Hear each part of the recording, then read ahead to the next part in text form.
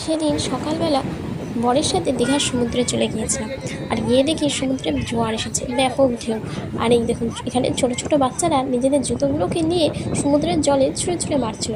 আর সমুদ্র আবার সেই জুতোটাকে আবার পরের ঢেউয়ে ফিরিয়ে দিয়ে যাচ্ছিল।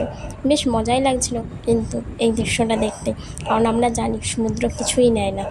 আর এইখানে সমুদ্রের এই অপরূপ সুন্দর দৃশ্য সকালবেলা আমার মনটা জাস্ট ভরে গেছিলো দেখে।